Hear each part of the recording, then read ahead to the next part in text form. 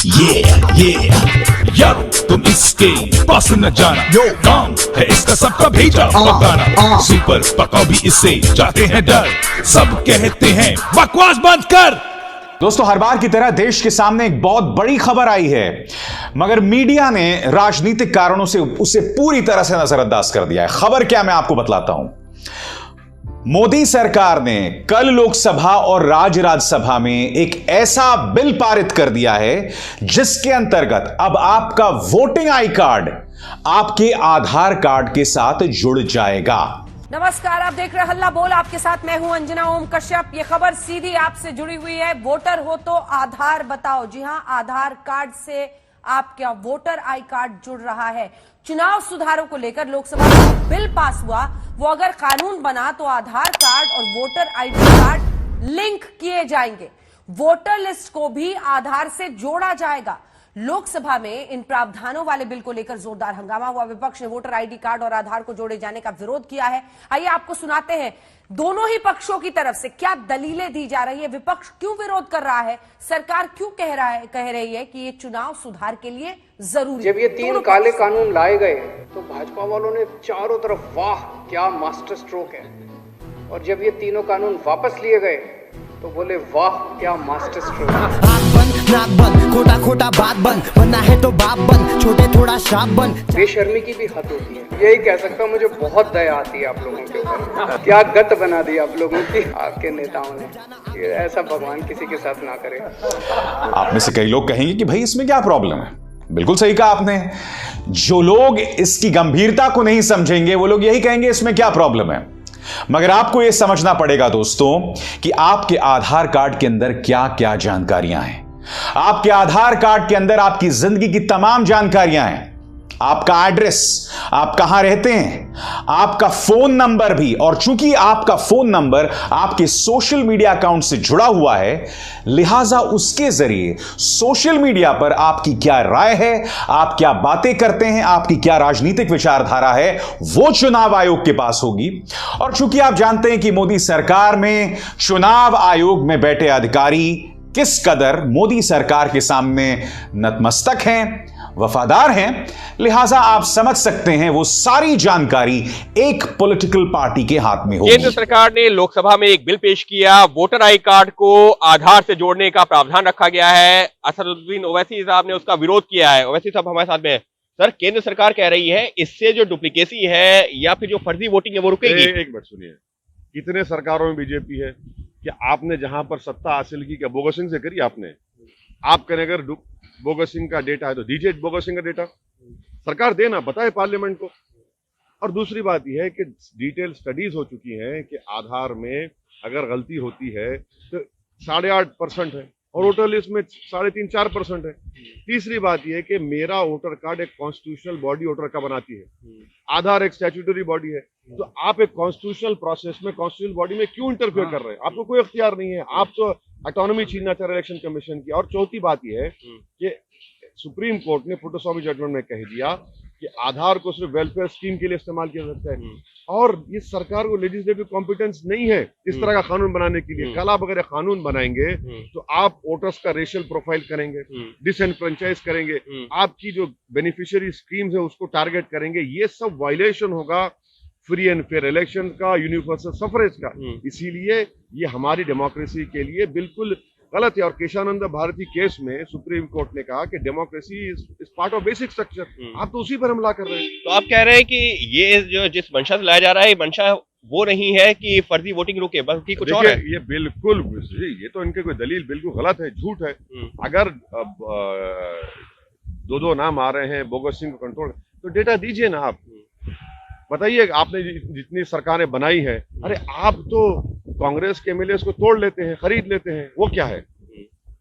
वो तो होलसेल में खरीद लेते हैं उनको। अब मैं आपको कुछ दिनों पहले एक खबर की ओर लेकर चलना चाहता हूं।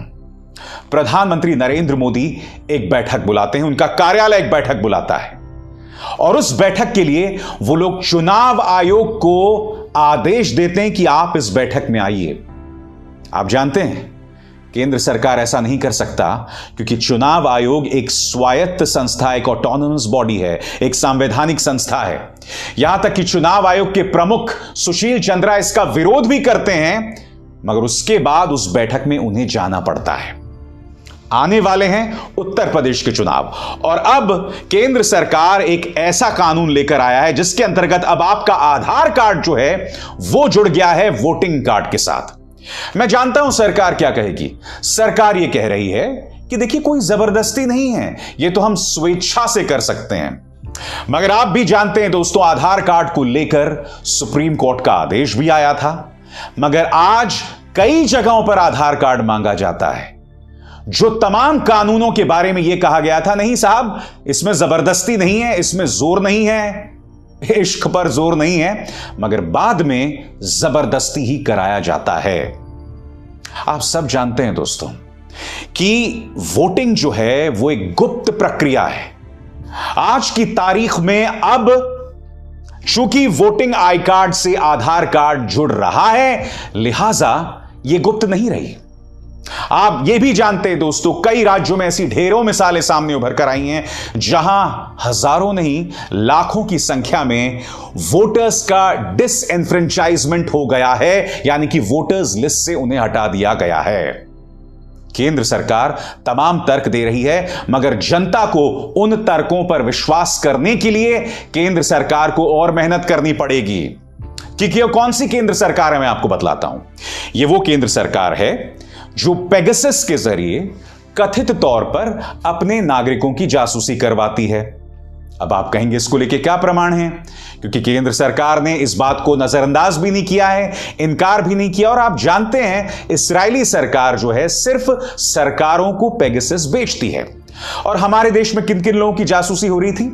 आतंकवादियों की नहीं, राहुल गांधी की, प्रशांत किशोर की, रोहिणी सिंह, स्वाति चतुर्वेदी, पौरंजॉय गुहा ठाकुरता जैसे पत्रकारों की, जजेस के ऊपर सेक्सुअल हैरेसमेंट, यौन उत्पीड़न का आरोप लगाने वाली बेकसूर लड़कियों की और उनके परिवार के सदस्यों की जासूसी हो रही थी। यह वो सरकार है दोस्तों।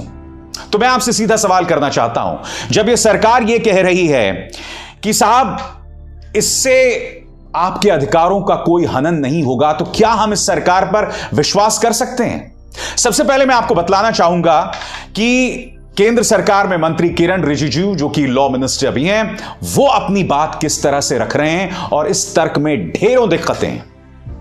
हम लोग सब चाहते हैं कि देश में जो इलेक्टोरल रोल है, सूची है, चुनाव सूची है, वो अच्छा हो, सही हो, जेन्युइन हो, ये सब चाहते हैं। इलेक्शन कमीशन भी यही चाहते हैं। तो इसमें एक प्रावधान डाला गया है कि आधार कार्ड जो एक नागरिक के पास या जो एक ऑर्डिनरी रेसिडेंट के पास आधार कार्ड है, उसको इलेक्टोरल रोल के साथ लिंक करने का एक प्रावधान रखा है। ये वॉलंटरी है, कंपल्सरी नहीं है, मैंडेटरी नहीं है। तो मुझे लगता है कि ये बहुत अच्छा चुनाव सुधार का जो प्रपोजल लेके सरकार आए हैं, उसको पूरा सदन समर्थन करेंगे, मेरा ऐसा उम्मीद है। और बाद में माननीय सदस्य इस पे जब कहेंगे तो मैं पूरे क्लैरिफिकेशन के साथ, जस्टिफिकेशन के साथ बताऊंगा कि ये चुनाव सुधार देश के लिए कितना जरूरी है। मैं फिर दोहराना चाहता हूं दोस्तों, पूरी की पूरी जो वोटिंग प्रक्रिया है वो गुप्त प्रक्रिया है। आप उसे नहीं जोड़ सकते हैं किसी के आधार कार्ड के साथ जिसके अंदर आपकी फोन की जानकारी होती है, आपका एड्रेस होता है, और यही नहीं, उसके जरिए आप सोशल मीडिया पर क्या कहते हैं, आपकी क्या जानकारी है, वो सब भी है। आपको यह भी नहीं भूलना चाहिए कि भारत एक ऐसा देश है जहां डेटा प्रोटेक्शन, यानी कि सोशल मीडिया में आपकी क्या क्या राय है, उसको लेकर बहुत सी दिक्कतें हैं, कोई पारदर्शिता नहीं है। ऐसे में क्या हम सरकार पर भरोसा कर सकते हैं इस कानून के साथ जो वो लेकर आए हैं? क्या कह रहे हैं कांग्रेस के नेता शशि थरूर, आइए सुनते हैं। Very much. I will not take up the time of the House by repeating the excellent arguments already made, but I will add one more argument, sir. We are forgetting that Aadhaar was only meant to be a proof of residence. It is not a proof of citizenship. In our country, only citizens are allowed to vote, sir. So if you are in a position where you are asking Aadhaar for voters all you are getting is a document that reflects residence. It does not reflect any proof of citizenship. And therefore, you are potentially giving the vote to non-citizens. So this is an additional objection in addition to the 4 important objections already raised by other colleagues. यही नहीं दोस्तों, कांग्रेस के नेता मनीष तिवारी ने कहा कि Puttaswamy judgement है, वो पुत्तुस्वामी जजमेंट जिसने कहा था कि आपकी प्राइवेसी, आपकी निजता आपका बुनियादी अधिकार है। सरकार का यह कदम उसका उल्लंघन कर रहा है। क्या कह रहे हैं मनीष तिवारी, सुनिए। Mr. Chairperson, sir, the Aadhaar Act does not allow for the linking of the Aadhaar number to the electoral roll. The Aadhaar Act is very explicit. It is an act which is for the targeted delivery of financial and other subsidies, benefits and services. Voting is a legal right. चुनाव में vote देना एक legal अधिकार है और इसलिए ये जो आधार एक्ट है इसके लेजिस्लेटिव कॉम्पिटेंस के बियॉन्ड है। इसलिए हम इस विधेयक की इंट्रोडक्शन का विरोध करते हैं और मंत्री जी से ये दरखास्त करते हैं कि इस बिल को वापस लिया जाना चाहिए, because it is beyond the legislative competence of the government to interfere. और सिर्फ कांग्रेस के मनीष तिवारी ही नहीं, शिवसेना की प्रियंका चतुर्वेदी ने इस मुद्दे पर करारा हमला बोला है। उनका ट्वीट आपके सामने, और मैं प्रियंका चतुर्वेदी का नाम यहां इसलिए पढ़ रहा हूं क्योंकि आप जानते हैं प्रियंका चतुर्वेदी उन 12 सांसदों में शामिल हैं जिन्हें राज्यसभा के इस सत्र से निलंबित कर दिया गया। यानी कि आज राज्यसभा में जब वोटिंग हुई तब 12 सांसद जो हैं वो अपनी राय व्यक्त नहीं कर पाए। क्या कह रही हैं प्रियंका चतुर्वेदी आपके स्क्रीन पर? 26 मिनट के अंदर इन्होंने एक इलेक्शन लॉ को लोकसभा में पारित कर दिया जिसके अंतर्गत अब आपको आधार कार्ड को वोटर आईडी के साथ जोड़ना पड़ेगा। आधार कार्ड के अंदर यानी कि आधार डेटा में आपका एड्रेस है, मोबाइल नंबर्स है और साथ ही आपके फाइनेंशियल डिटेल्स हैं। इसके जरिए सोशल मीडिया पर आपके क्या विचार हैं सरकार यह पता कर सकती है। और यही नहीं, जो लोग इस सरकार का विरोध कर रहे हैं उनसे वोटिंग का अधिकार भी छीन सकते हैं। यह आरोप लगा रही हैं शिवसेना की सांसद प्रियंका चतुर्वेदी। यही नहीं, आपके स्क्रीन पर अधीर रंजन चौधरी और सुप्रिया सुले दोनों सांसद दोनों यही कह रहे हैं कि सरकार को आखिर इतनी जल्दी क्यों है इस कानून को लाने के लिए। सुप्रिया सुले तो यह भी कह रही हैं कि अगर सरकार चाहती है कि इलेक्टोरल रिफॉर्म्स लाए जाएं यानी कि चुनावों में सुधार लाया जाए तो एक अरसे से महिला रिजर्वेशन, विमेन्स रिजर्वेशन अटका हुआ है। यह सरकार इस पर क्यों कुछ नहीं करती है? क्योंकि मैं नहीं भूला हूं, एक जमाना था जब भारतीय जनता पार्टी और कांग्रेस दोनों एक मत थे महिला रिजर्वेशन को लेकर। उस बात को लेकर आखिर मोदी सरकार क्यों भूल गई? क्या महिला रिजर्वेशन या विमेन्स रिजर्वेशन पार्लियामेंट के अंदर उसके लिए प्रायोरिटी नहीं होनी चाहिए, प्राथमिकता नहीं होनी चाहिए? ऐसे में वो ऐसा बिल क्यों ला रही है जिसको लेकर इतने सारे सवाल हैं? और आप जानते हैं दोस्तों सबसे दिक्कत की बात क्या है? कल इन्होंने महज 26 मिनट में, सही सुना आपने, महज 26 मिनट में लोकसभा में यह बिल पारित कर दिया। बात वहां नहीं रुकी, आज राज्यसभा में भी यह बिल आया, चर्चा जरूर हुई और यह भी मांग की गई कि आप इसे सेलेक्ट कमेटी को भेजें ताकि इस पर फिर से विचार हो। मगर उपसभापति हरवंश जी ये कह रहे थे कि सांसद जो हैं वो प्रदर्शन कर रहे हैं, वेल ऑफ द हाउस में हैं, लिहाजा हम इस पर डिवीजन ऑफ वोट्स नहीं कर सकते हैं। यानी कि आज राज्यसभा में भी यह बिल पारित हुआ बगैर मतों के विभाजन के, बगैर डिवीजन ऑफ वोट्स के, सिर्फ वॉइस वोट पे। और अब मैं आपको एक चीज दिखाना चाहता हूं जिससे पता चलता है कि जिन सांसदों ने इस बिल का समर्थन किया वो भी क्या कह रहे थे। दोस्तों, बीजेडी, उड़ीसा की बीजेडी और तमिलनाडु की तमिल मनड़ा कांग्रेस, इन दोनों सांसदों को मैं सुन रहा था जब राज्यसभा में इस पर डिबेट हो रहा था।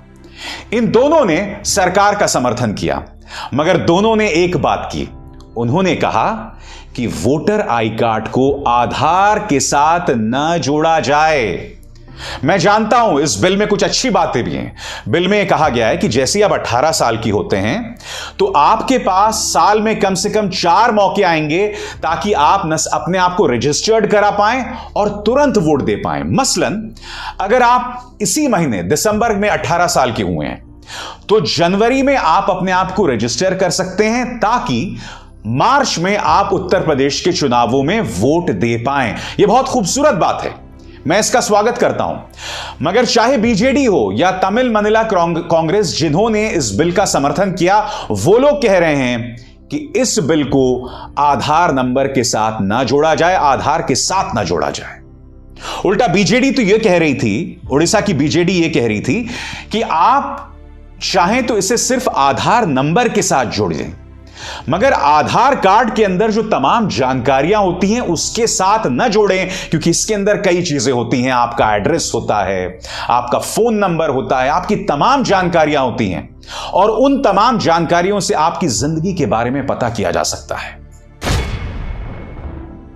मैं आपको बताना चाहता हूं दोस्तों, मैं यह मुद्दा क्यों उठा रहा हूं, क्योंकि आपकी निजता को लेकर इस सरकार की क्या राय रही है हम सुप्रीम कोर्ट में देख चुके हैं। पेगासस को लेकर वो सॉफ्टवेयर, यही कहा जाए वो वायरस, उस चीज को लेकर इस सरकार की क्या राय रही है हम सब जानते हैं। पेगासस जिसका कायदे से इस्तेमाल आतंकवादियों के खिलाफ होना चाहिए, मगर यह सरकार जो है अपने नागरिकों के खिलाफ इस्तेमाल करती है, उनके निजता के अधिकारों का हनन करती है।